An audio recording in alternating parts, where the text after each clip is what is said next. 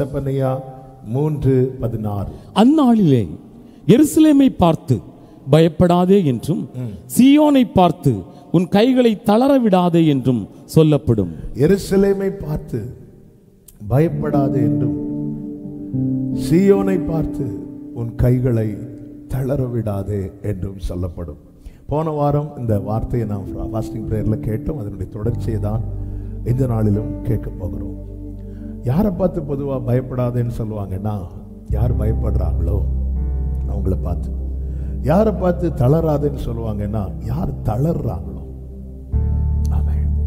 அதாவது தேவன் பயப்படாதே என்று சொல்லுகிறார் என்றால், நாம் பயப்படுவதை கர்த்தர் விரும்பவில்லை, நாம் தளர்ந்து போவதை கர்த்தர் விரும்பவில்லை. அதாவது தேவன் நம்மை குறித்து என்ன நினைக்கிறாரோ அதற்கு அப்படியே எதிர்மறையாய் நினைப்பதுதான் யாரு? சத்துரு. எனவே சத்துரு என்ன செய்கிறான்? நம்மை தளர பண்ணுகிறான், நம்மை பயமுறுத்துகிறான். எனவே கர்த்தர் என்ன செய்கிறார்? 15வது வசனத்தில் சொல்லப்பட்டிருக்கிறது, கர்த்தர் ஆக்கினைகளை அகற்றி உன் ஆக்கினைகளை அகற்றி உன் சத்துருக்களை விலக்கி உன் சத்துருக்களை விலக்கினார். எல்லாரும் உங்க வலது கரத்தை உயர்த்தி சொல்லுங்க. ஆமா, என்னை பயப்படுத்துகிற, என்னை தளர பண்ணுகிற சத்துருக்களை கர்த்தர் விலக்குவார். ஆமென். ஹல்லேலூயா. அப்போ கர்த்தர் கிரியை செய்கிறார். ஒரு ரட்சிக்கப்பட்ட தேவ பிள்ளைக்கு விரோதமாய் பிசாசானவன் எவ்விதத்தில் வரலாம், எவ்விதத்தில் அவனை தளர பண்ணலாம், சோர்ந்து போக பண்ணலாம். அதனால தான் பைபிளில் சொல்லப்பட்டிருக்கிறது, சோர்ந்து போகிறவனுக்கு அவர் பலத்தையும், சத்துவம் இல்லாதவன், பேலன்ஸ் ஸ்ட்ரெங்க் இல்லாதவன், பலன் இல்லாதவன், திராணி இல்லாதவன், எல்லாம் இழந்து அவ்வளவுதான் ஆண்டவரை.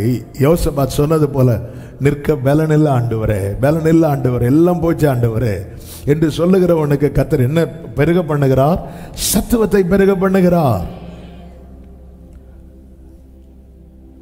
கடந்த வாரம் செய்தியை டச் பண்ணிட்டு அதனுடைய தொடர்ச்சியை பேச விரும்புகிறேன். சத்துரு ஒரு தேவ பிள்ளை எப்படி தளர பண்ணுகிறான் என்பதை தான் நம்ம தியானிக்க ஆரம்பித்தோம். போன வாரம் தியானித்தோம். சத்துரு எப்படி தளர பண்ணுகிறான் என்றால், தன்னை பெரியவனாக காண்பித்து. பயங்கர ஷார்ப்பா இருக்கிறீங்க, கர்த்தர் உங்களை ஆசீர்வதிப்பாராக. ஆமென். இந்த சைடு எப்பவுமே அமைதி. ஆமென். நீங்கள் அமர்ந்திருந்து நானே, அதனால கர்த்தர் உங்களையும் ஆசீர்வதிப்பாராக. ஆமென். தன்னை பெரியவனாக காண்பித்து. அதனால தான் கோலியாத் வந்து நிற்கும் போது அவனுடைய சைஸு, அவனுடைய வெயிட்டு, அவன் பயன்படுத்துகிற காரியங்கள் எல்லாவற்றையும் அதுதான் ஜனங்கள் கண்களுக்கு முன்பாக வைத்து அவன் பயன்படுத்தின வார்த்தைகள். சத்துரு தன்னை பெரியவனாய் காண்பித்து தம்முடைய ஜனத்தை தளர பண்ணுவான். ஆனால் வேதம் நமக்கு அழகாய் காண்பித்து தருகிறது, பெரிய பர்வதமே நீ எம்மாத்திரம் செருபாபேலுக்கு முன்பதாக சமபூமி ஆவாய். ஆமென் சொல்லுங்க பார்க்கலாம். சத்துரு தன்னை பெரியவனாய் காண்பிக்கும் போது, ஆமென், ஒரு தேவ பிள்ளை செய்ய வேண்டியது என்ன தெரியுமா? அவருடைய நாமத்தை குறித்து மேன்மை பாராட்டணும். போன வாரம் இந்த கேள்வியோடு தான் செய்தி முடிந்தது. எந்த மட்டும் அவருடைய நாமம் நம்முடைய வாழ்க்கையிலே பாடப்படுகிறது, பேசப்படுகிறது, மகிமைப்படுத்தப்படுகிறது, உயர்த்தப்படுகிறது, அதன் அடிப்படையில் தான் நம்முடைய ஜெயம் இருக்கும். இயேசு கிறிஸ்துவின் நாமத்தினாலே நமக்கு ஜெயம் தருகிற தேவனுக்கு ஹல்லேலூயா. இயேசுவின் நாமம் பாடப்படுவதாக நம்முடைய வாழ்க்கையில் இயேசுவின் நாமம். காரணம், நம்மை தேவன் அழைக்கிறதை எப்படி அழைக்கிறார்னா, என் நாமம் தரிக்கப்பட்ட என் ஜனங்கள். ஹல்லேலூயா. அவருடைய நாமம் பலத்த துருகம், நீதிமான் அதற்குள்ளே ஓடி. ஆமென். இன்ப வேளையும் சரி, துன்ப வேளையிலும் சரி, அவருடைய நாமத்தை சொல்லி பழகணும், அவருடைய நாமத்தை உயர்த்தி பழகணும், அவருடைய நாமத்தை பாடி பழகணும். நம்முடைய உதடு, அல்லேலூயா, என் உதடு உம்மை துதிக்கும் ஜீவனுள்ள நாட்கள் எல்லாம், என் உதடு ஆமென் ஜீவனுள்ள ஹல்லேலூயா. கவனமா கேளுங்க. இரண்டாவதாக சத்துரு தேவ பிள்ளைகளை எப்படி தளர பண்ணுகிறான் என்றால், வாசிக்கலாம். ஏசாயா 36வது அதிகாரம் அதனுடைய 1வது வசனம், 18வது வசனம், 19வது வசனம், 20வது வசனங்களை வாசிக்க கேட்கலாம். ஏசாயா 36 1, 18, 19, 20 வசனங்கள். எசேக்கியா ராஜா அரசாண்ட 14ஆம் வருஷத்திலே அசீரியா ராஜாவாகிய சனகரிப் யூதாவில் இருக்கிற அரணான சகல பட்டணங்களுக்கும் விரோதமாய் வந்து அவைகளை பிடித்து கொண்டான். கர்த்தர் நம்மை தப்புவிப்பார் என்று உங்களை போதனை செய்ய எசேக்கியாவுக்கு செவி கொடாதிருங்கள். ஜாதிகளுடைய தேவர்களில் யாராவது தங்கள் தேசத்தை அசீரியா ராஜாவின் கைக்கு தப்புவித்ததுண்டோ? ஆமாத் அர்பாத் பட்டணங்களின் தேவர்கள் எங்கே? தேவர்கள் எங்கே? செப்பர்வாயிமின் தேவர்கள் எங்கே? எங்கே? அவர்கள் சமாரியாவை என் கைக்கு தப்புவித்ததுண்டோ? கர்த்தர் எருசலேமை என் கைக்கு தப்புவிப்பார் என்பதற்கு அந்த தேசங்களுடைய எல்லா தேவர்களுக்குள்ளும் தங்கள் தேசத்தை என் கைக்கு தப்புவித்தவர் யார் என்று ராஜா சொல்லுகிறார் என்றான். சனகரிப் இஸ்ரவேலருக்கு யூதருக்கு விரோதமாய் அங்கே 1வது வசனத்தில் சொல்லப்பட்டிருக்கிறது. யூதாவில் இருக்கிற அரணான சகல பட்டணங்களுக்கு விரோதமாக வந்து அவைகளை பிடித்து கொண்டான். எசேக்கியா ராஜா இஸ்ரவேலர்ட்ட என்ன சொல்றாருன்னா, கர்த்தர் நம்மை தப்புவிப்பார். அப்படி சொல்லும் போது சனகரிப் வந்து எப்படி தளர பண்ணுகிறான் என்றால், 18வது வசனத்துல ஜாதிகளுடைய தேவர்களில் யாராவது தங்கள் தேசத்தை அசீரியா ராஜாவின் கைக்கு தப்புவித்தது உண்டோ? ஆமாத் அர்பாத் பட்டணங்களின் தேவர்கள் எங்கே? ஏன் அப்படி கேட்கிறாங்கன்னு, அந்த பட்டணங்களை யார் பிடிச்சிருக்கிறா? சனகரிப் பிடிச்சிருக்கிறான். செப்பர்வாயிமின் தேவர்கள் எங்கே? ஏன்னா அதை சனகரிப் பிடித்திருக்கிறான். நல்ல கவனமா கேளு. இங்கே சத்துரு தேவ பிள்ளைகளை எப்படி தளர பண்ணுகிறான் என்றால், விழுந்தவர்களை காண்பித்து. அவனே விழுந்துட்டான். அவன் எவ்வளோ பெரிய பிசினஸ் மேன், அவனே விழுந்துட்டான். அவன் வணங்கின தெய்வம் அவனை தப்புவித்ததா, கை கொடுத்ததா, காப்பாற்றினதா? நீ இப்போ ஆண்டவர் ஆண்டவர்னு சொல்லிட்டு இருக்கிறியே, இது வேலைக்கு ஆகாது. நல்ல கவனிங்க. நம்முடைய கண்கள் எதை நோக்கி பார்க்கிறதோ அதை வச்சு நமக்கு தெரியும் நாம் யாரால் இயக்கப்படுகிறோம் என்பது. பிசாசின் பெரிய தந்திரம் என்ன தெரியுமா? நமக்கு முன்னாடி விழுந்தவர்களை காண்பித்து தந்து நம்மளை தளர பண்ணுவான். ஆனால் ஒரு தேவ பிள்ளை தெரியணும், என் பக்கத்தில் 1000 என் வலதுபுறத்தில் 10,000 விழுந்தாலும் அது என்னை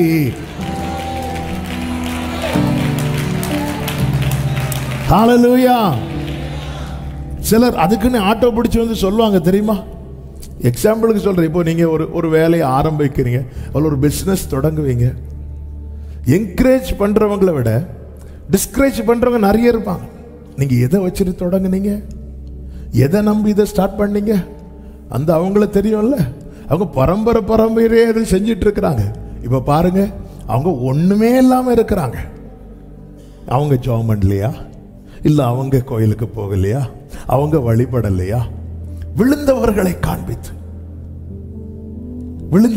காண்பித்து என் மைண்ட்ல என்ன இருக்கிறது? பிரியமான கர்த்தருடைய பிள்ளை, நாம் யாரை சேவிக்கிறோம் என்கிற ஒரு தெளிவு நமக்கு தேவை. 1 சாமுவேல் எடுக்க வேண்டும். 4வது அதிகாரத்தில் ஏலியின் மக்கள் பேர் என்ன? ஓப்னி பினேகாஸ் உடன்படிக்கை பெட்டி சுமந்துட்டு போறாங்க பெலிஸ்தீனோட யுத்தத்துக்கு. அந்த யுத்தத்தில் என்ன ஆயிட்டாங்க? யார் முறிந்தா? இஸ்ரவேலர்கள் முறிந்தாங்க. பெட்டி என்னானது? பிடிக்கப்பட்டது. பெட்டியில் என்ன இருக்கு? தேவ பிரசன்னம் இருக்கு. தேவ பிரசன்னம் இருக்குன்னு அர்த்தம் என்ன? தேவன் இருக்கிறார் என்று அர்த்தம். ஆனால் வேதம் சொல்லுகிறது பெட்டி பிடிக்கப்பட்டது. சில நேரத்தில் சத்துருவின் கை தேவனை ஆராதிக்கிறவங்க வாழ்க்கையில ஓங்கினது மாதிரி தான் இருக்கும். என்ன ஆண்டவரே, உங்க பேரை கேட்டாலே சத்துருக்கெல்லாம் அலறாங்க. இப்போ என்னடானா அவன் வந்து கையை வச்சுட்டாங்க. ஓப்பனி பினேகாஸ் அடிச்சதை விடுங்க, பெட்டியை பிடிச்சிட்டாங்களே. சில நேரத்தில் தேவனுடைய செயல்கள் வந்து நமக்கு புரியாது, நமக்கு ரொம்ப நம்மளால கிரகிக்கவே முடியாது.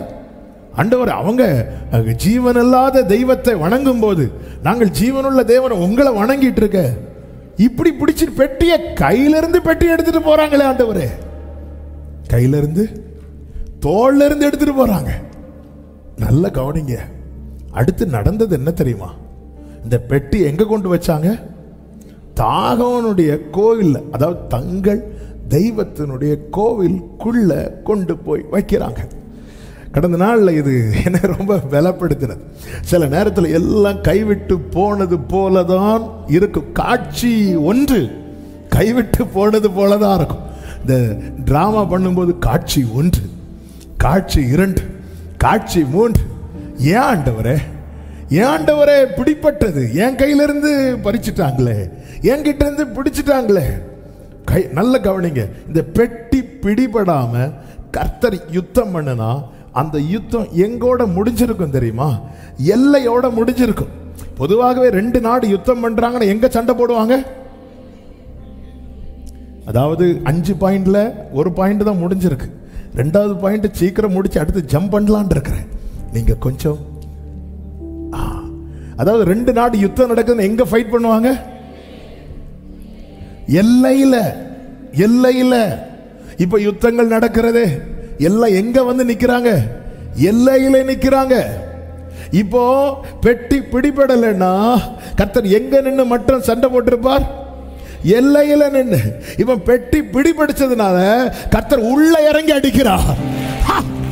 ஜீசஸ், உனக்கு விரோதமா ஒரு இடத்துல இந்த ஆயுதம் உருவாக்கப்படுது இல்ல, உனக்கு விரோதமா சில யோசனைகள் நடக்குது இல்ல, உள்ள போகுது பெட்டி. ஹalleluya, ஹalleluya, ஆமென். தாகான் கோயிலுக்குள்ள இருந்து பிளான் நடக்கு நிறைய. யுத்தம் எங்க நடக்குது? நம்ம ஆயுதத்தை மட்டும் தான் பார்த்துட்டு இருக்கிறோம். ஆயுதம் உருவாகிற இடம் தெரியாது. நான் சொல்றது எத்தனை பேருக்கு விளங்குதுன்னு தெரியல. அங்க நாம் போக முடியாது, ஆனால் என்னை அழைத்தவர் எனக்காக செல்வார்.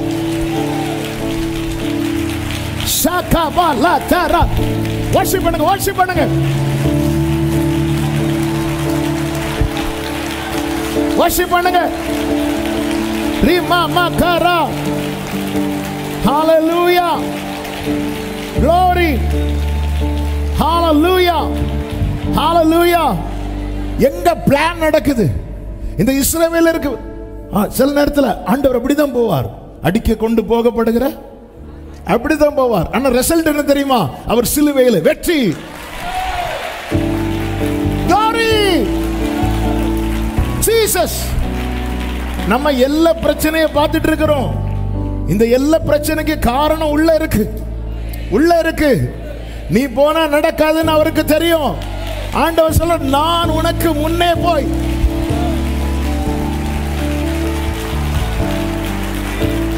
glory, hallelujah, ஆமென் சொல்லுங்க பார்க்கலாம். 1 சாமுவேல் 5 அதனுடைய 1வது வசனம். பெலிஸ்தர் தேவனுடைய பெட்டியை பிடித்து அதை எபெனேசரில் இருந்து அஸ்தோத்திற்கு கொண்டு போனார்கள். பெலிஸ்தர் தேவனுடைய பெட்டியை பிடித்து தாகோனின் கோவிலிலே கொண்டு வந்து தாகோன் அண்டையிலே வைத்தார்கள். 3வது வசனம். அஸ்தோத் ஊரார் மறுநாள் காலமே எழுந்திருந்து வந்தபோது இதோ தாகோன் கர்த்தருடைய பெட்டிக்கு முன்பாக தரையிலே முகங்குப்புற விழுந்து கிடந்தது. ஹalleluya. தாகோன் கர்த்தருடைய பெட்டிக்கு முன்பதாக தரையிலே. ஆமென், ஹalleluya. இப்படி ஒரு ஜெயம் கிடைக்கிறதுக்கு அந்த தோல்வி வேணும். எல்லையிலே ஜெயிச்சிருந்தா இங்க அடி விழுந்திருக்காது. ஹalleluya. சில தோல்விகள் ஒரு பெரிய வெற்றிக்கான அடையாளம். அனுமதித்ததெல்லாம் நடத்திடும் பாதைகளோ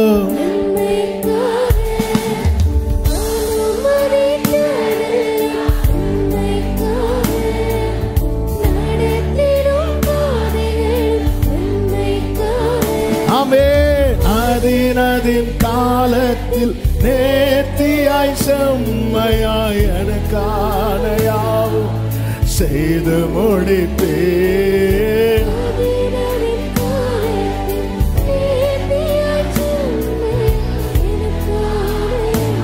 பிரியமானவர்களே, எல்லையில யார் கை ஓங்கி இருக்கு? எல்லையில பார்டர்ல யார் கை ஓங்கி இருக்கு? பெலிஸ்தீனுடைய கை. ஆமே, ஹல்லேலூயா. ஆண்டவர் சொன்ன, நீ அழுற, ராஜாவானவர் உன்னிடத்தில் இல்லையோ? நீங்க இருந்திருந்தா ஆண்டவர் இங்க அவன் கை ஓய்த்தட்டும். வேதத்தில் ஒரு வார்த்தை இருக்கிறது, எண்ணாகமம் அப்போஸ்தல நடபடிகள் 12வது அதிகாரத்துல 11வது வசனத்தை வாசிங்க. பேதுருக்கு தெளிவு வந்தபோது ஏரோதின் கைக்கும் யூத ஜனங்களின் எண்ணங்களுக்கும், கைக்கு மட்டும் இல்ல எண்ணங்களுக்கும், என்னை விடுதலையாக்கும்படிக்கு கர்த்தர் தம்முடைய தூதனை அனுப்பினார். கர்த்தர் தம்முடைய, அதன் அர்த்தம் என்ன? இப்போ பேதுருவை ஜெயிலுக்குள்ள போட்டிருக்கிறாங்க. அடுத்து என்ன செய்யணுங்கிற பிளான் யார் மனசுல இருக்கு? யூதருடைய மனசுல இருக்கு. கர்த்தர் எங்கிருந்து விடுவிக்கிறார் தெரியுமா?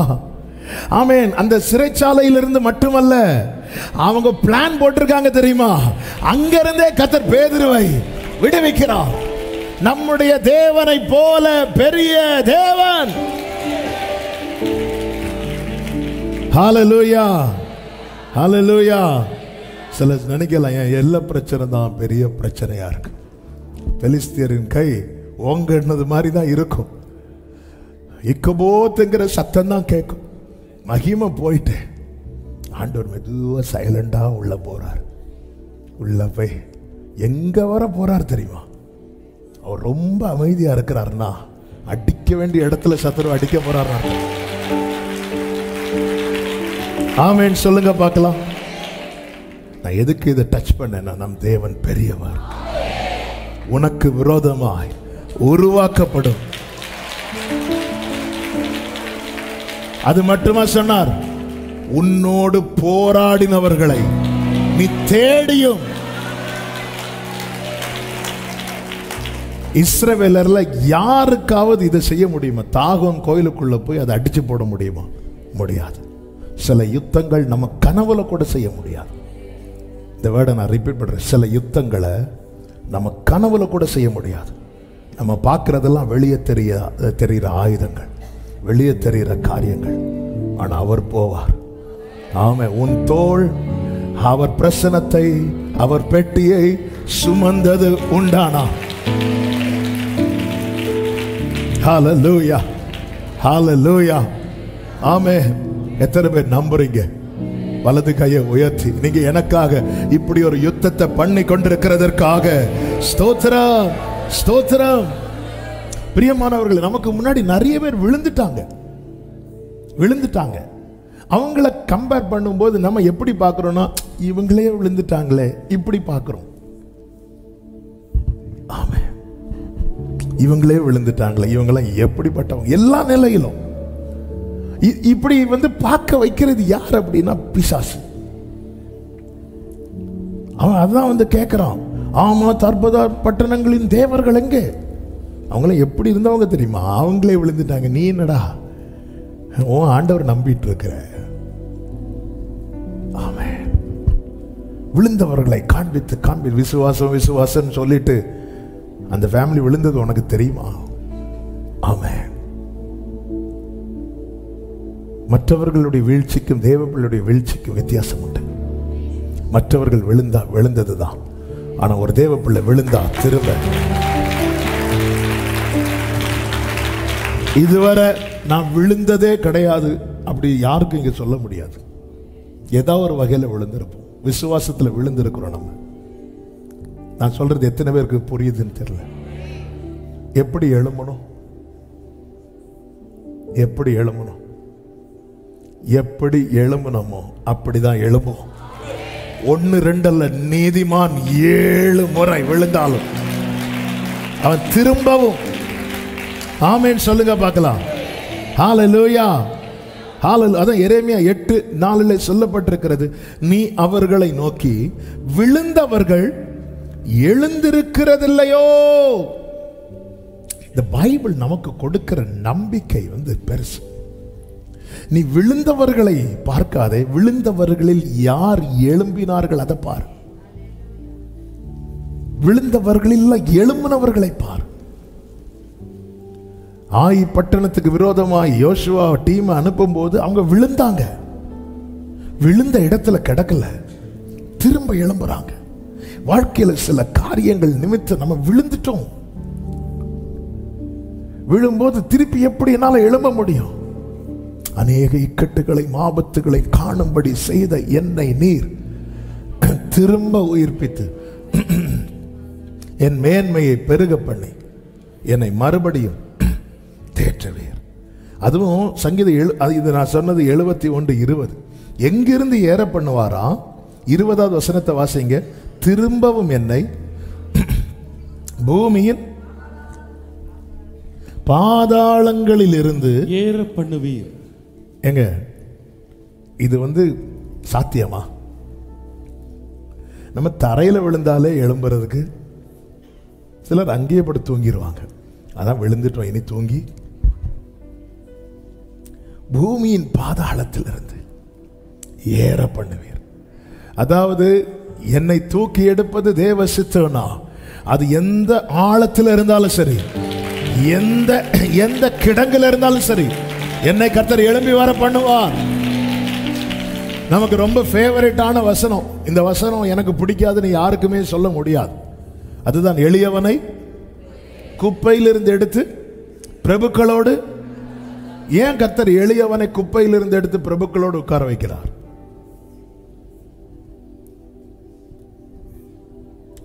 ஏன் கர்த்தர் எளியவனை குப்பையிலிருந்து எடுத்து பிரபுக்களோடு உட்கார வைக்கிறார்? நீங்க என்ன சொன்னாலும் கரெக்ட். கடந்த நாள் ஆண்டவர் எனக்கு அந்த வசனத்தை மெடிடேட் பண்ணும்போது, டெய்லி மன்னாக்கு ரெக்கார்ட் பண்ணும்போது தான் தெரியல, ஒரு காரியத்தை ஆண்டு நினைவுபடுத்தினார். இங்கே பாரு, என் மனசுல உனக்கு இருக்கிற ஸ்தானம் அது. உலகத்தின் மனசுல உனக்கு இருக்கிற ஸ்தானம் எதுவோ அங்க உன்னை வச்சாங்க. என் மனசுல உனக்கு இருக்கிற ஸ்தானம் எதுவோ அங்க நான் உன்னை வைப்பேன். ஹல்லேலூயா. குப்பையில இருந்து எடுக்கணும்னா குப்பையில யாராவது தூக்கி போடணும். ஆமென். சகோதரர்கள் மனசுல யோசேப்புக்கு இருந்த ஸ்தானம் குழியில, அவர் மனசுல யோசேப்புக்கு இருந்த ஸ்தானம் சிங்காசனம். உங்களை சுத்தி இருக்கிறவங்க மனசுல உங்களுக்கு என்ன ஸ்தானம் அதை நீங்க தேடி கண்டுபிடிக்காதீங்க. அது நீங்க சும்மா இருந்தாலே சீக்கிரம் தூக்கி போட்டுருவாங்க. அது கொஞ்ச நாள், 2 நாள் பழகினாலே தெரியும். ஹல்லேலூயா. இந்த வாரத்துக்கு ஒரு நாள் பார்த்தாலும் தெரியாது, டெய்லி பேசி பழகுனா தெரியும். ஆஹா, நம்மளை எங்க வச்சிருக்கிறாங்க, இங்க வச்சிருக்கிறாங்க. ஆனா அவர் மனசுல, அதனாலதான் ரட்சிக்கப்பட்ட ஒவ்வொருவரையும் அவர் உன்னதங்களில் அவரோடு கூட உட்கார வைத்திருக்கிறார். நம்முடைய பலன் என்ன? அதனாலதான் வேதம் விழுந்தவர்களை அல்ல நமக்கு சாட்சிகளாய் சுற்றி வைத்திருப்பது ஜெயித்தவர்கள். மேகம் போன்ற இத்தனை திரளான சாட்சிகள் சூழ்ந்திருக்க அவங்க எல்லாம் ஜெயித்தவங்க. வாழ்க்கையில சில தருணங்களில் விழுந்தவர்கள் தான், ஆனால் அவங்க எழும்பி ஜெயித்தவங்க. அந்த விசுவாச வீரர் பட்டியல்ல விழுந்து தரைமட்டமானவங்களை ஆண்டவர் எழுதவே இல்லை. அதன் அர்த்தம் என்ன? இந்த பைபிள் நமக்கு யாரை காண்பித்து நம்மளை என்கரேஜ் பண்ணுது அப்படின்னா ஜெயித்தவங்களை. ஹல்லேலூயா, ஹல்லேலூயா. சமுத்திரத்தின் ஆழத்துல ஒரு செகண்ட்ல உள்ள போயிட்டான் பேதுரு. உடனே கர்த்தர் கையை பிடித்து தூக்கி விட்டார். வேதம் சொல்லுகிறது, இருவரும் படகில் ஏறினார்கள். அதன் அர்த்தம் என்ன? திரும்ப அதுல நடக்க பண்றார். அதுதான் அதிசயம். முதல்ல நடக்க பண்ணது எல்லாருக்கும் அதிசயமா இருந்துச்சு. பேதுருவுக்கு அதிசயம் என்ன தெரியுமா? நான் விழுந்த இடத்துல என்னை திரும்பவும் தூக்கி அதே போல நடக்க பண்றாரு தெரியுமா? இதுதான் அதிசயம். விழுறதுக்கு முன்னாடி நடக்கிறது இல்லைங்க அதிசயம். ஒருத்தன் விழுந்ததுக்கு அப்புறம், ஒருத்தன் அடி வாங்கினதுக்கு அப்புறம், ஒருத்தன் தோல்வியை கண்டதுக்கு அப்புறம் திரும்ப ஜெயிக்கிறானா, அதுதான் அதிசயம். ஹல்லேலூயா, ஆமென் சொல்லுங்க பார்க்கலாம். ஹல்லேலூயா. மூன்றாவது ஒரு காரியம், சத்துரு எப்படி நம்மளை தளர பண்ணுவார் என்றால், 1 சாமுவேலின் புஸ்தகம் 17வது அதிகாரம் அதனுடைய 33வது வசனம். அப்பொழுது சவுல் தாவீதை நோக்கி, நீ இந்த பெலிஸ்தரோடு எதிர்த்து யுத்தம் பண்ண உன்னால் ஆகாது, நீ இளைஞன், அவனோ தன் சிறு வயது முதல் யுத்த வீரன் என்றான். இங்க பாருங்க, நம்முடைய இயலாய்மையை சொல்லி, நம்முடைய இயலாய்மையை சொல்லி, அதாவது எது நம்மால் முடியாதோ அதை சொல்லி, இதெல்லாம் உனக்கு ஆகாது, ஒன்னால் ஆகாதுன்னா ஒன்னால முடியாது. ஒரு காரியத்தை நம்ம துவங்கும் போது, செய்யும் போது ஒரு 4 பேர் சுத்தி இருந்து இது கண்டிப்பா நடக்காதுன்னு சொன்னா கொஞ்ச நேரத்தில் நம்ம பிளானை மாற்றுவோம். முடியாது. நம்முடைய இயலாய்மை சத்துருவுக்கு நல்லா தெரியும். அப்ப அடுத்த கேள்வி கேட்கலாம், தெரியுதில்ல ஆண்டவரே, என் வாழ்க்கையில் அப்படி ஒரு என்னால் முடியாத ஒரு நிலையை அவன் அறிந்ததுனால தானே என்னை பார்த்து அப்படி சொல்லுகிறான். ஏன் ஆண்டவர் அதை அனுமதிச்சிங்க? அபிஷேகம் பண்ணப்பட்ட, அதாவது காட்டில் ஆடு மேய்த்து கொண்டிருந்த தாவீதை கூப்பிட்டு வர வச்சு அவன் மேலே எல்லாரும் கண்ணுக்கு முன்னாடி அபிஷேகத்தை வச்சு அவன் அந்த அழைப்பையும் அபிஷேகத்தையும் நம்பி யுத்த களத்துக்கு போய் நின்னா. இப்போ யுத்த களத்தில் வந்தாச்சு, யுத்தத்துக்கு இவனும் ரெடி ஆயிட்டான். ஆனால் சவுல் கூப்பிட்டு சொல்றான், உன்னால முடியாது. பிரியமான கர்த்தருடைய பிள்ளைகளே, நம்முடைய இயலாய்மை நமக்கு திரும்ப திரும்ப சொல்லப்படுதுன்னா சத்துரு நம்மளை தளர பண்ணுகிறான் என்று அர்த்தம்.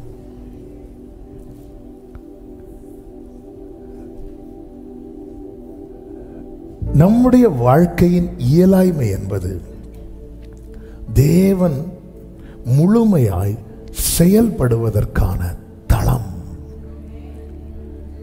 என் வாழ்க்கையின் இயலாய்மை என்பது என் ஆண்டவர் முழுமையாய் என்னிலிருந்து செயல்படுவதற்காய் போடப்பட்ட பிளாட்ஃபார்ம்.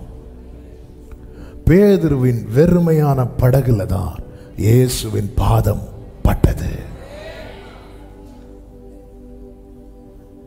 நம்ம அழகான ஒரு பாடலை பாடுவோமே. என் இயலாய்மையில் நீர் செயல்படுவே, உம் கரம் என்னை, சொல்லுங்க, என் இயலாய்மையில் உம் கரம் என்னை, மலைகளை பெயர்ப்பீரென்று, என் தடைகள் ஆமென், மரித்தோரை என் நோய்கள்,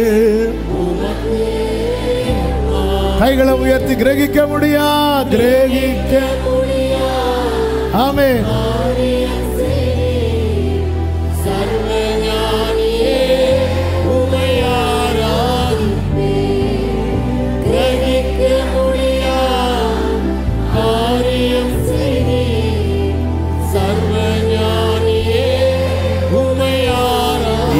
எழுதுறவங்க எழுதி வச்சுக்கோங்க.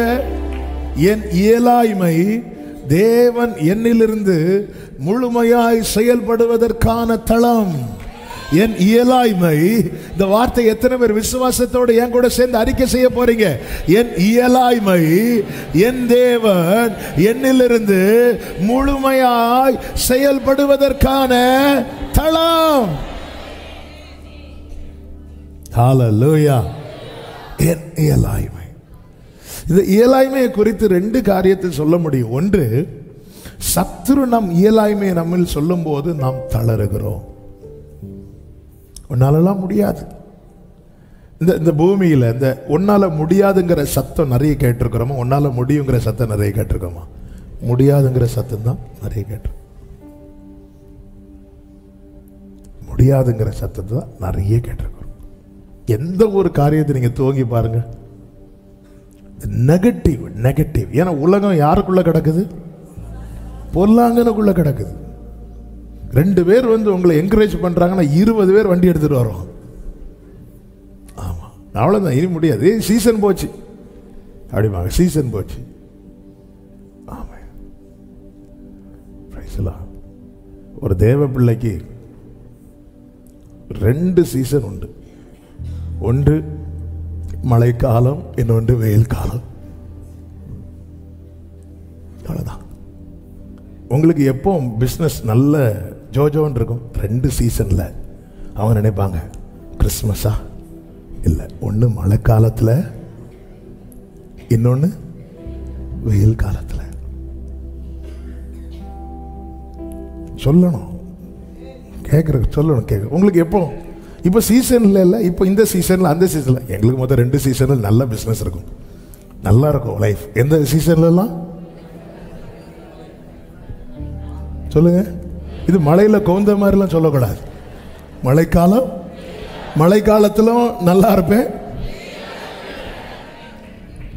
ஆமென். அத்தி மரம் துளிர் விடாமல் போனால் நல்லா இருப்பேன். திராட்சை செடி பலன் கொடாமல் போனால் நல்லா இருப்பேன். ஹல்லேலூயா. ஆமென், ஆமென். இயலாய்மை. என் வாழ்க்கையில் என்னை சிருஷ்டித்திருக்கிறார், என்னை ரட்சித்திருக்கிறார், என்னை அழைத்திருக்கிறார். அவருக்கு தெரியாதா? பிலதெல்பியா சபையை பார்த்து உனக்கு கொஞ்சம் பலன் இருக்குன்னு சொல்ல காரணம் என்னன்னா, அதுக்கு எவ்வளோ பலன் இருக்குன்னு அவருக்கு தெரியும்.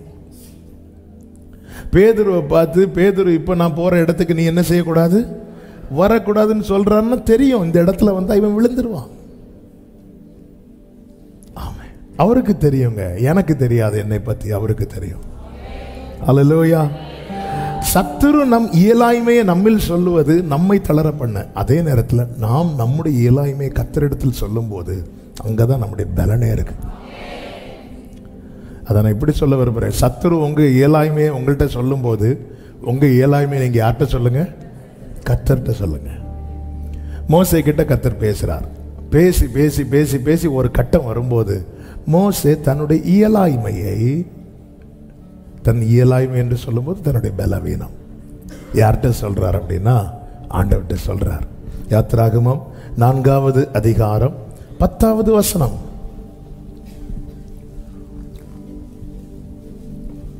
அப்பொழுது மோசே கர்த்தரை நோக்கி, ஆண்டவரே, ஆண்டவரே, முன்னாவது, இந்த வார்த்தை தான் நல்ல கவனிக்கும்.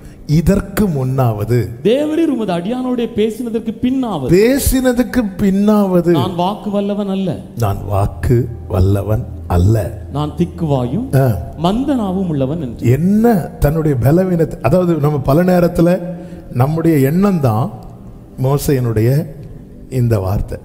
அதாவது நீங்க என்கிட்ட பேசினதுக்கு பின்பு நான் எப்படி இருக்கிறேன் தெரியுமா? நீங்க என்கிட்ட பேசுறதுக்கு முன்னாடி எப்படி இருந்தேனோ அப்படியே தான் இருக்கிறேன். அதான் இதற்கு முன்னாவது. அதாவது உங்களுக்கு எனக்கு சம்பந்தமே இல்லாம இருந்தில்ல, அப்போ நீர் என்னோடு பேசினதற்கு பின்பாவது நான் வாக்கில் வல்லவன் அல்ல, நான் திக்குவாயும். அதுக்கு கர்த்தருடைய பதில பாருங்க. அப்பொழுது கர்த்தர் அவனை நோக்கி, மனுஷனுக்கு வாயை உண்டாக்கினவர், மனுஷனுக்கு வாயை உண்டாக்கினவர் யார்? ஊமையனையும் ஊமையனையும் செவிடனையும் செவிடனையும் பார்வை உள்ளவனையும் குருடனையும் உண்டாக்கினவர் யார்? கர்த்தராகிய நான் அல்லவா? அத ஒரே லைன்ல சொல்லணும்னா, உன்னை இப்படி வச்சிருக்கிறது யாரு தெரியுமா? வெறும் நான் அல்ல, கர்த்தராகிய என்னை இப்படி வச்சிருக்கிறதற்காக. ஏன்னா இந்த இயலாய்மை அவர் முழுமையாய் செயல்படுவதற்கான பிளாட்ஃபார்ம். நம்ம நிறைய காரியத்தை அவர் விழுந்து விழுந்து கேட்பார். ஆனா சில காரியத்தை சொல்லும் போது சோதரம். அதாவது சில பிள்ளைங்க சில காரியங்கள் பிள்ளைங்களுக்கு வாங்கி கொடுக்கக்கூடாது, அந்த பிள்ளைங்களுடைய நன்மைக்காக வாங்கியே கொடுக்கக்கூடாதுன்னு சொல்லிட்டு பெற்றோர் மனசில் தீர்மானிச்சுட்டு இருப்பாங்க. மற்றபடி பிள்ளைங்கிட்ட நல்லா பேசிகிட்டு இருக்கும்போது அந்த டாபிக் வரும்போது அந்த பெற்றோர் வேறு ஏதாவது காரியத்தில் கொஞ்சம் பிஸியாக இருக்கிற. அப்புறம் பல நேரத்தில் நம்முடைய ஜெபம் அப்படி தான் இருக்கும்.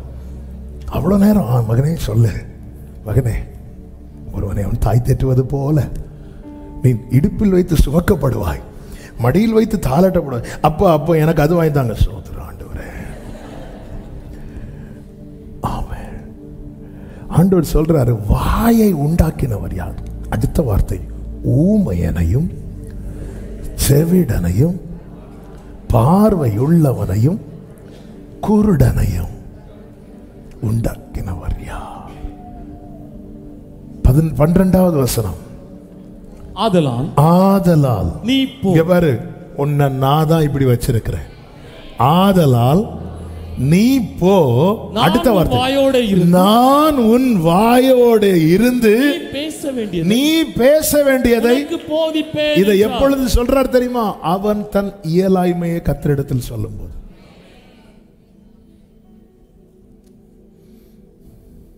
வாயை உண்டாக்கினவர் யார்? மோசே என்ன சொல்றாரு? நான் திக்கு வாயும். ஆண்டவர் சொல்றார், இந்த வாயை உண்டாக்கினது யார்? ஆதலால் நான் தான் உன்னை இப்படி வச்சிருக்கிறேன். நான் தான் உன்னை இப்படி வச்சிருக்கிறேன். ஆண்டவரை, இது தெரியாம நான் யார் யாரெல்லாமோ சொல்லிட்டேனே. என்ன எங்க வீட்டில் எப்படி வச்சிருக்கிறாங்க தெரியுமா? ஆண்டவர் சொல்றார், நான் தான் உன்னை வச்சிருக்கிறேன். ஏன்னா எப்படி எப்படி எப்படி என்ன என்ன என்ன தாழ்த்தி இங்க பாரு, நான் தான் உன்னை அப்படி வச்சிருக்கிறேன். எதற்கு? நான் உன் வாயோடு இருந்து நீ பேச வேண்டியதை உனக்கு. ஆமென். என்னை இப்படி வச்சிருக்கிறதுக்காக. சில காரியங்கள் நீங்க பார்த்திருக்கீங்களா? அதாவது நம்ம இன்னைக்கும் ஜெபம் பண்ண காரணம் என்ன தெரியுமா? நம்முடைய எல்லா ஜெபத்துக்கும் பதில் வந்ததுனால அல்ல, ஆனா நம்ம ஜெபத்துக்கெல்லாம் பதில் வந்திருக்கு. நான் கேட்ட எல்லா ஜெபத்துக்கும் பதில் வரல, ஆனா நான் கேட்ட பல காரியங்களுக்கு பதில் வந்திருக்குன்னு சொல்றவங்க ஆமென் சொல்லு. நான் ஆரம்பத்திலிருந்து இதுவரை எவ்வளோ ஜெபம் பண்ணேன், ஒரு ஜெபம் கூட கர்த்தர் எனக்கு கேட்கல. அப்படி யாருக்கும் சொல்ல முடியாது. ஆனா சில காரியத்தில் அவர் அமைதியாகிறார். என் இயலாய்மையை நான் வெளிப்படுத்தும் போது அந்த இடத்துல எனக்கு கர்த்தர் தருகிற வார்த்தை, நான் உன் வாயோடு இருக்கு. தாவீதை பாருங்க. தாவீது ஆண்டவர்கிட்ட தன்னுடைய இயலாய்மையை சொல்றார். சங்கீதம் 69:5, தேவனே நீர் என் புத்தியினத்தை அறிந்திருக்கிறீர். ஆண்டவரே, என்னுடைய ஃபூலிஷ்னஸ் உங்களுக்கு தெரியும். ஆண்டவரே, என் புத்தியினம் உங்களுக்கு தெரியும். புத்தியினம் என்ன? ஃபூலிஷ்னஸ்னா என்ன? செய்யறது அவ்வளோ முட்டாள்தனம். இத யார்கிட்ட சொல்றா? தாவீது ஆண்டவர்கிட்ட சொல்ற. நம்முடைய இயலாய்மை நம்ம சொல்றோம் தெரியுமா? அதுதான் நம்முடைய ஸ்ட்ரென்த். ஆனா நம்முடைய இயலாய்மையை நம்ம வேற யார்ட்டும் என்ன செய்யக்கூடாது? சொல்லக்கூடாது. நம்மளே சத்துருவுக்கு என்ன செய்யறோம்னா எரை போட்டு கொடுக்கிறோம். கர்த்தர்கிட்ட சொல்லு, கர்த்தருடைய சமூகத்தில் சொல்லு. இதே தாவீதை குறித்து வேதம் சொல்லுகிறது. 1 சாமுவேல் 18:14. தாவீது தன் செய்கைகளில் எல்லாம் புத்திமானாய் நடந்தான். David behaved himself wisely in all his ways. ஒரு ஞானவான் எப்படி பிஹேவ் பண்ணுவானோ, எப்படி செயல்படுவானோ அப்படி தாவீது நடந்தான். அதுக்கு காரணம் என்ன? கர்த்தர் அவனோட கூட இருந்தார். எனக்கு ஞானம் இல்லை, நான் ஞானவானா நடக்கணும். என்ன செய்யணும்? உங்களில் ஞானத்தில் குறைவுள்ளவன், யாவருக்கும் சம்பூரணமாய் கொடுக்கிறவரும் ஒருவரையும் கடிந்து கொள்ளாதவருமானவரிடத்திலே கேட்க கடவன். என் இயலாய்மையை நான் சொல்லணும். என் இயலாய்மையை சத்துருவை சொல்ல விட்டுட்டு இருக்கிறேன். அவ்வளவுதான். உன் கையை பாரு, எவ்வளவு பலன் இருக்கு. உன்னால என்ன தூக்க முடியும்? முடிஞ்சு போ. என் இயலாய்மை நான் ஆண்டவர்கிட்ட சொன்ன. ஆண்டவர் என்ன சொல்லுவார் தெரியுமா? என் கரம் உன்னோடு உறுதியாயிருக்கும், என் புயம் உன்னை பலப்படுத்தும்.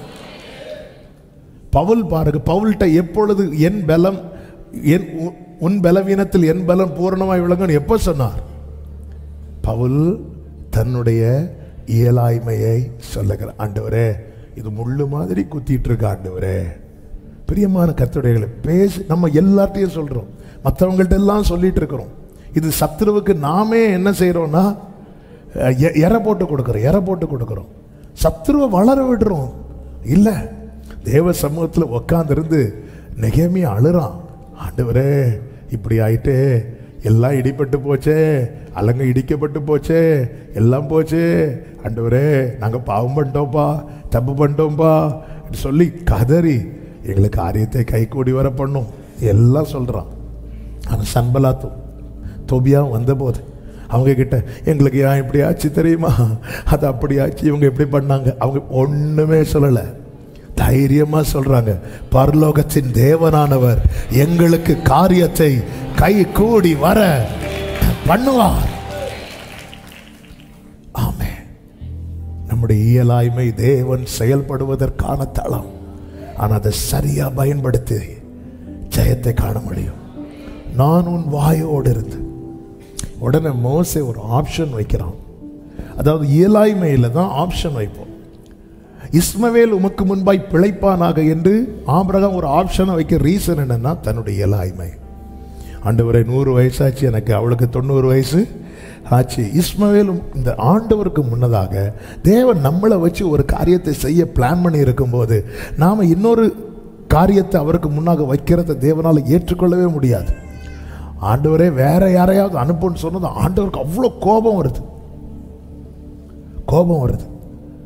உடனே தான் சரி ஆரோன் இருக்கிறனால ஆரோனை பேசு, ஆரோனை யூஸ் பண்ணிக்கோன்னு சொல்லிட்டும் கர்த்தர் யார்கிட்ட தான் பேசுகிறார்? மோசேட்டு. அதன் அர்த்தம் என்ன? பாரு மோசே, இந்த இயலாமையை நான் உன் வாழ்க்கையில் அனுமதித்தது என்னுடைய திட்டம் நிறைவேற. அதை நீயே தடுத்தாலும் நான் நிறைவேற்றிட்டு தான் இருப்பேன். ஹல்லேலூயா. நமக்கு பல காரியங்கள் புரியாதுங்க, தெரியாது. 40 வயசுல மோசேயை குறித்து எப்படி சொல்லப்பட்டிருக்கிறது தெரியுமா? வாக்கிலும் செயலிலும். அதன் அர்த்தம் வாக்கில் வல்லவன். ஆனா ஆண்டவருக்கு அவனுக்கு ஆண்டவர் செயல்படணும்னா அதுல அவன் டவுன் ஆகணும். சில காரியத்தை டவுன் ஆக்குறதுக்காக உங்க இயலாய்மைய, அதாவது சாத்தான் வந்து நம்ம சண்டே ஸ்கூல் ப்ரோக்ராம் விபிஎஸ் ப்ரோக்ராம்கெல்லாம் வர்றது மாதிரி 2 கொம்பு வச்சுட்டு கண்ணெல்லாம் தள்ளிட்டுலாம் வரமாட்டோம். அவங்க கூட பைக்லேயே வருவோம். அதுக்கு யாரும் மனைவியை தப்பா எடுத்துக்காதீங்க, புருஷன் அப்படிதான் வரும் மெதுவாக. சாத்தான் சொல்லணும்னு நினைச்சதை யோபு விட்ட யாரை வச்சு சொன்னான் தெரியுமா? மனைவி வச்சு சொல்றான். பேதுரு சாத்தான் சொல்லணும்னு நினைச்சதை இயேசு கிட்ட யாரை வச்சு சொன்னான் தெரியுமா? பேதுரு வச்சு சொல்றான். மாம்சத்துக்கு இடம் கொடுக்க யாரை வேணாலும் அவன் கையில் எடுத்து அந்த வார்த்தையை, அதாவது சாத்தானுடைய நோக்கம் என்ன? தேவனை தூஷிக்கணும். யோபுவின் மனைவி விரக்தியில பேசுறாங்க. என்ன பேசியிருக்கலாம்? வாங்க நம்ம செத்துடலாம், இப்படி ஏதாவது பேசியிருக்கணும். ஆனா கரெக்ட் அதே வேட நீர் தேவனை தூஷித்து. இதுதான் யாருடைய பிளான்?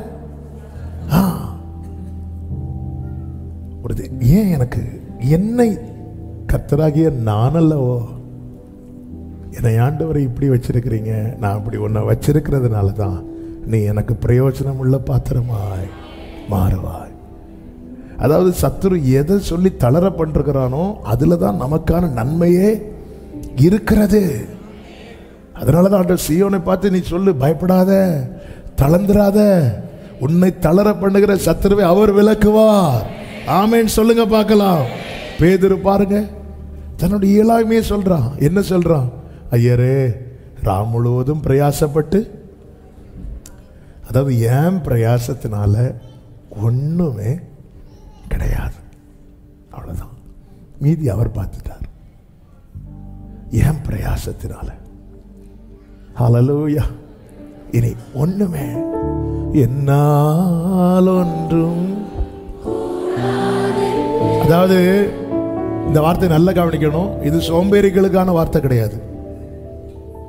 இது எதுவுமே நைட்டு ஃபுல்லா தூங்கிட்டு ஆண்டவரே ராம் முழுவதும் பிரயாசப்பட்டோம் நல்ல கனவு அப்படி கிடையாது.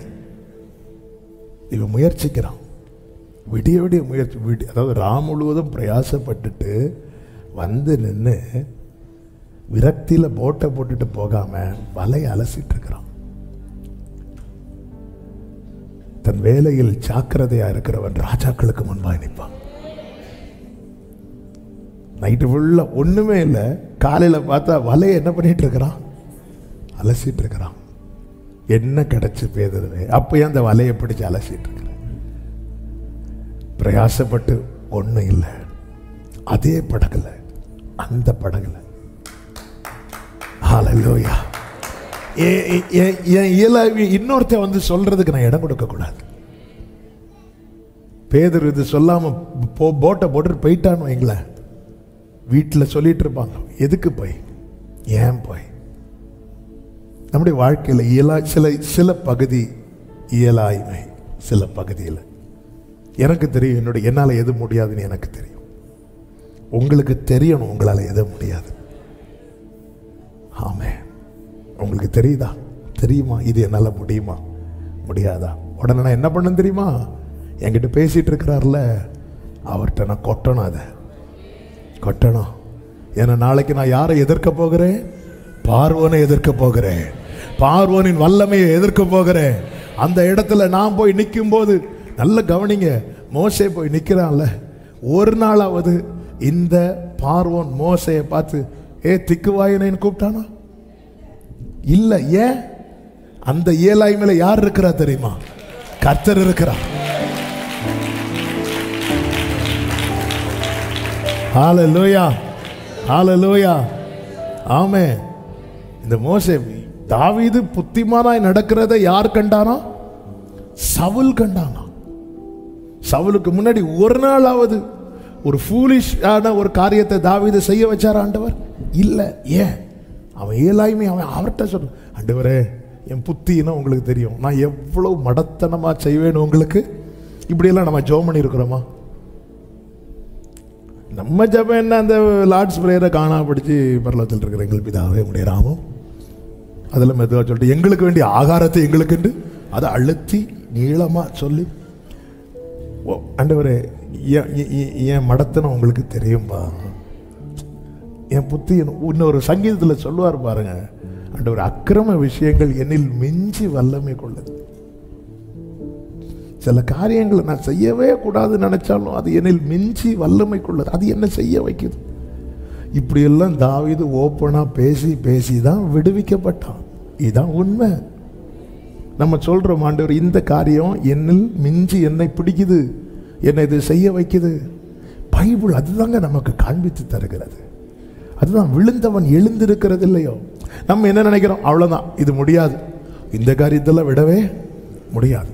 கடந்த சில வாரத்துக்கு முன்னாடி ஒரு தம்பி ஃபோன் பண்ணி இப்படி என்னால் குடிய விடவே முடியலை. அப்படி இல்லை தம்பி, அது விடணும்னு நினச்சா என்ன பண்ணலாம், விடலாம். நான் நினைக்க மாட்டேங்கிறேனே, நான் வைக்கட்டா தம்பி, நான் நினைக்க மாட்டேங்கிறேனே. சரி தம்பி, நான் உனக்காக ஜெபம் பண்ணுறேன். அப்போ அவன் சொல்கிறான், தயவு செய்து எனக்காக, அவர் வேற ஏதாவது சொல்லி தந்துட போறாரு என்னை பற்றி. ஆமாம், என் காரியத்தை நான் ஆண்டவர்கிட்ட சொல்லிட்டே இருக்கணும். சொல்ல சொல்ல சொல்ல சொல்ல அதிலிருந்து மேற்கொள்ளுகிற கிருபையை தந்து என்னை எழும்ப பண்ணும். ஆண்டவர் என்னோடு இருப்பதா நான் எழும்புவேன். ஆமென். இன்னொரு காரியத்தை சொல்லி நான் செவிக்க விரும்புகிறேன். சத்துரு அடுத்து எப்படி தளர பண்ணுவோம் தெரியுமா? நம்முடைய பாஸ்ட், நம்முடைய கடந்த கால செயலை சொல்லி அல்லது காண்பித்து, உன்னை பத்தி எனக்கு தெரியாதா, நீ இப்படி இருந்தவன் தானே. அதாவது ஒருத்தங்க கிட்ட அநேகர் இதில் ரொம்ப தளர்ந்து போயிடுவாங்க. சிலர் அந்த ரட்சிக்கப்பட்ட, அதாவது இயேசுவின் அன்பை ஃப்ரெஷ்ஷாக ருசித்த ஆரம்பத்தில் போய் ஒருத்தங்க கிட்ட போய் அன்பை சொல்லும்போது, பண்ணதெல்லாம் பண்ணிட்டு இப்போ வந்துட்டான் மோசையா, அவ்வளோதான். உடனே அடுத்த தீர்மானம், இன்னும் நான் யார்கிட்டையும் ஆண்டவரை பற்றி சொல்ல மாட்டேன். இப்படி தான் பிரதான ஆசாரியனாகிய யோசுவா கர்த்தருக்கு முன்பாக நிற்கும் போது அவனுக்கு விரோதம் செய்ய சாத்தான் அவனது வலது பாரிசத்திலே வந்து நிற்கிறான். நம்முடைய நீ இப்படி பண்ணவன் தானே, நீ இப்படி பார்த்தவன் தானே, நீ இப்படி சுத்தினவன் தானே, நீ இப்படி செஞ்சவன் தானே. எந்த இடத்துல சத்துரு நம்முடைய செயலை சொல்லி தளர பண்ணுகிறானோ அந்த இடத்துல ஒரு தேவ பிள்ளை அவருடைய செயலை சொல்லி ஜெயிக்கணும். உண்மைதான், நான் அப்படி இருந்தது உண்மைதான், அப்படி நடந்தது உண்மைதான். அக்கினிக்குட்பட்டிருந்த என்னை அக்கினி நின்று அவர் தப்புவித்து இதோ அவருடைய சமூகத்தில் ஆசாரியனா ராஜாவாய் நிற்க வைத்த அவருடைய இரக்கத்துக்கு, அவருடைய கிருபைகளுக்கு ஹல்லேலூயா. சத்துரு விரோதம் செய்ய நிற்கும் போது கர்த்தர் சாத்தானை கடிந்து கொண்டு என்ன சொன்னார் தெரியுமா? அவன் அக்கினி நின்று. அதன் அர்த்தம் என்ன? அவருடைய செயலை சொல்லுகிறார், அவர் செயலை சொல்லுகிறார், அவருடைய செயல் அங்க சொல்லப்படுகிறது. உண்மைதாங்க, நீங்க சொன்னதெல்லாம் உண்மைதான். அப்படிப்பட்ட என் வாழ்க்கையில கர்த்தர் செய்தது என்ன தெரியுமா? போன வாரத்தில் ஃபாஸ்டிங் பிரேயர்ல சண்டே சொன்னதை ரிப்பீட் பண்றேன். என் வாழ்க்கைக்கு கிடைக்க வேண்டிய தண்டனையை அவர் ஏற்றுக்கொண்டு அவர் வாழ்ந்த வாழ்க்கைக்கு கிடைக்க வேண்டிய நீதியை எனக்கு தந்தது அவருடைய கிருபை. ஹல்லேலூயா. ஆமென், ஆமென். பிரியமான கர்த்தருடைய நம்முடைய பாஸ்ட் எது? பாஸ்ட்னா என்ன? முடிந்தது, கடந்த காலம். அது அர்த்தம் இப்போ அந்த கிரியை என்கிட்ட இல்லை. இது ரொம்ப முக்கியம். இப்போ நான் அதை செஞ்சிட்டு இருக்கிறேன்னு அது கடந்த கிரியை இல்லை. இப்போ பிரசண்டா இருக்கு. பிரசண்டா இருக்கிறத அவன் சொல்ல மாட்டான், அவன் அமைதியா இருப்பான். ஏன்னா நம்ம என்ன பண்ணிட்டு இருக்கிறோம்? செஞ்சிட்டு இருக்கிறோம். பாஸ்ட சொல்றானா நம்ம கிட்ட என்ன இல்லது செய்யல, நம்மளை செய்ய வைக்கிறதுக்காக சொல்றான். இதை விட நான் ரிப்பீட் பண்றேன். ஒருத்தர் பாவத்தில் தொடரும் போது சத்துரு அமைதியா இருக்கும்.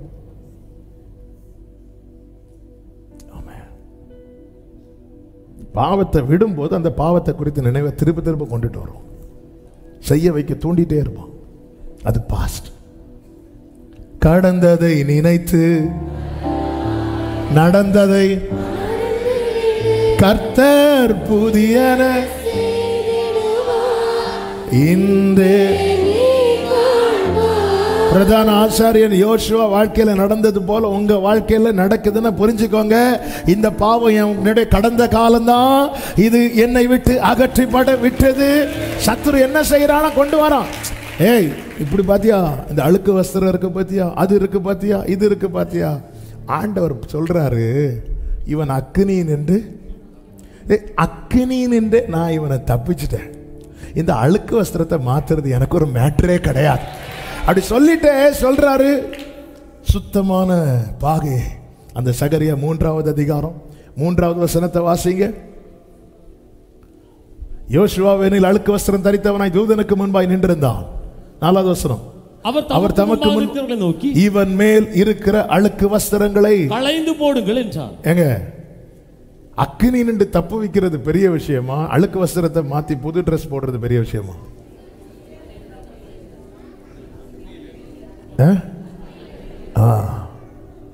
அதான் தேவன் நமக்கு தந்த ரட்சிப்பை பெருசா பார்க்கணும். ஹல்லேலூயா. எனக்கு தேவன், அதனாலதான் ஆண்டவர் சொல்றார் இவன் அக்கினி நின்று. இன்னைக்கு நீ கை காட்டுற தெரியுமா? அதுக்கு முன்னாடி அவன் எப்படி இருந்தான் தெரியுமா? அக்கினிக்குட்பட்டவன். அதிலிருந்து வெளியே இவன் தப்பு வைக்கப்பட்டிருக்கிறான். எப்படி தப்பு வைக்கப்பட்டான்? ஒரு ஆள் தப்பு வைக்கலன்னா தப்பு வைக்கப்பட முடியாது. கை நீட்டி தூக்கி எடுத்தா. ஆமே. பொதுவாகவே இந்த தீயில இருக்கிற ஒன்றை நம்ம எடுத்தா என்ன இருக்கும்? கை தொடுறது 2வது. அந்த எடுக்கப்பட்ட பொருள் எப்படி இருக்கும்? கொஞ்சம் கரைஞ்சி அந்த இப்படிதான் இருக்கும். அவன் அக்கினின், அவன் இருந்த பொசிஷன் அப்படி, அவன் இருந்த நிலை அப்படி. நான் தூக்கி எடுத்தேன், அவனை தூக்கி எடுத்து அப்படி விட மாட்டேன். அவனை நான் சுத்திகரிப்பேன், அவனை நான் வெண்மையாக்குவேன். ஹல்லேலூயா. இவன் மேல் இருக்கிற அழுக்கு வஸ்திரங்களை களைந்து போடுங்கள் என்றார். பின்பு அவனை நோக்கி, பார், நான் உன் அக்கிரமத்தை உன்னிலிருந்து நீங்க செய்து உனக்கு சிறந்த வஸ்திரங்களை தரிப்பித்தேன். அடுத்த வசனம். அவன் சிரசின் மேல் சுத்தமான பாகையை வைப்பார்களாக. அப்பொழுது சுத்தமான பாகையை அவன் சிரசின் மேல் வைத்து அவனுக்கு வஸ்திரங்களை தரிப்பித்தார்கள். கர்த்தருடைய தூதன் அங்கே நின்றார். அப்ப இதுவரைக்கும் யோசுவா எங்க நிக்கிறான்? கர்த்தருடைய சமூகத்துல. சொல்றவங்க 1000 சொல்லட்டும், நீங்க அவருடைய சமூகத்தில் தரித்து நிற்பீர்களானால் உன்னோடு போராடுகிற, வழக்காட வந்த, குற்றம் சாட்ட வந்த சத்துரு அங்கே இருக்க மாட்டான். கர்த்தர் அங்கே வந்து நிற்பார். ஆமென் சொல்லுங்க பார்க்கலாம். இங்கே நான் ஜெபிக்க விரும்புகிறேன். கர்த்தருக்கு சித்தமானால் நம்ம இதனுடைய தொடர்ச்சியை அடுத்த வாரம் கேட்கலாம். பிரியமான கர்த்தருடைய பிள்ளைகளை, ஒன்றை மட்டும் நன்றாய் புரிந்து கொள்ளுங்கள். நம்முடைய கடந்த கால வாழ்க்கை, நம்முடைய இயலாய்மை, நம் முன்னாக விழுந்தவர்கள், தன்னை பெரியவனாய் இப்படி எல்லாம் இது நம்ம அனுதினமும் நம்முடைய வாழ்க்கையில சந்திக்கிற சவால்கள். ஹல்லேலூயா. சில பாருங்க, நல்ல நமக்கு ஃபீவரா இருக்கும், அல்லது 2 நாள்ல மாறக்கூடிய தலைவலி ஒரு 2 வாரம் தொடர்ந்துட்டு இருக்கும். சிலர் வந்து சொல்லுவாங்க, இப்படி தான் அந்த சிஸ்டருக்கும் வந்துச்சு, 3வது வாரமே ஆள் அவுட். இப்படி சொல்லிட்டு போறவங்களும் நமக்கு இருக்கிற மொத்த நம்பிக்கையும் போயிடும். இப்படி விழுந்தவர்களை காண்பித்து தருவார்கள். ஒரு தேவ பிள்ளைக்கு தெரியணும், என்ன தெரியணும் தெரியுமா?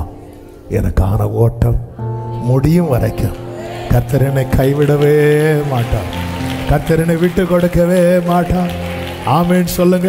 அப்படியே முழங்கார் படியிட முடிந்தால் முழங்கார் படியிட்டு, இயேசுவை நம்புவே, நாளெல்லாம் நான் பின்பற்றுவே, என்னை வெட்கப்பட்டு போ. இயேசுவை நம்புவேன், இயேசுவை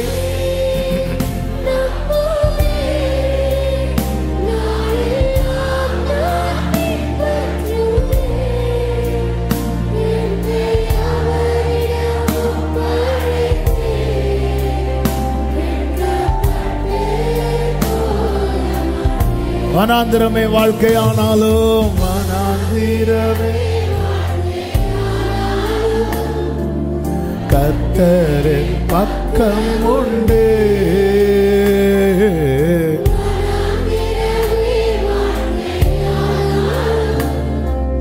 கர்த்தரின் பக்கம் உண்டு. வேண்டியதை அவர் பார்த்துக் கொள்வார். நம்பி நான் முன் செல்வேன். ஆமென். வேண்டியதை அவர் பார்த்துக் கொள்வார். நம்பி நான் முன் செல்வேன். கைகளை உயர்த்தி சொல்லுவோம், இயேசுவை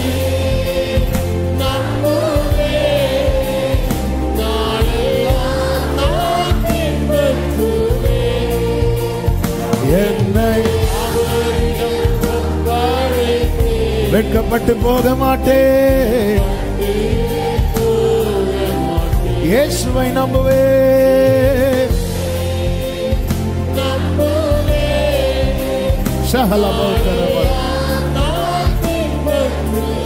உடரமா கரோல மதுரோ, வெட்கப்பட்டு போக மாட்டேன். கைகளை சேர்த்து ஹல்லேலூயா பாடி முடிக்கலாம்.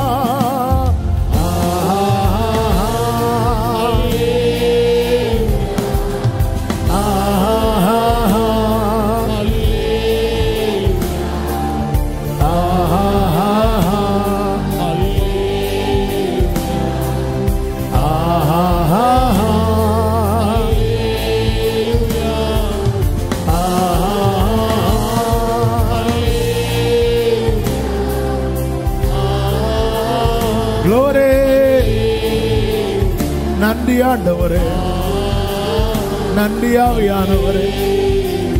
ஆமென். நல்ல கரங்களை தட்டி தேவனுக்கு மகிமை. முழு பலத்தோடு, முழு பலத்தோடு. ஆமென், ஆமென். பரிசுத்த பிதாவே, நல்ல தகப்பனே, நன்றியோடு துதிக்கிறோம். இந்த நாள் காலை வேளையில உங்க சமூகத்தில் எங்களை கொண்டு வந்து பாட, துதிக்க, ஆராதிக்க, ஜெபிக்க வைத்த தயவுக்காக நன்றி. எங்களோடு பேசினீர்.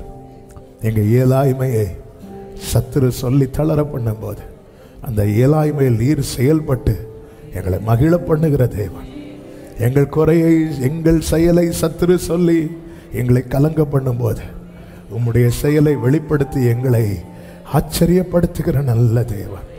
எங்கள் முன் விழுந்தவர்களை சத்துரு சொல்லி தளர பண்ணும்போது உம்மால் விழுந்தவர்கள் எழுப்பப்பட்டதை நீர் காண்பித்து எங்களை பலப்படுத்துகிற கிருபைகளுக்காய் நன்றி. அப்பா, இந்த சத்துருக்களை நீர் விலக்கி விட்டீர், ஆக்கினை அகற்றி விட்டீர். உமக்கு ஸ்தோத்திரம். ஒவ்வொருவரை பலப்படுத்தும், சமாதானத்தோடு அனுப்பும், சாட்சியாய் கொண்டு வாரும். எல்லா மகிமை கனம் துதி ஸ்தோத்திரங்கள் ஒருவருக்கே செலுத்துகிறோம். இரட்சகர் இயேசு கிறிஸ்துவின் நாமத்தில் பிதாவே.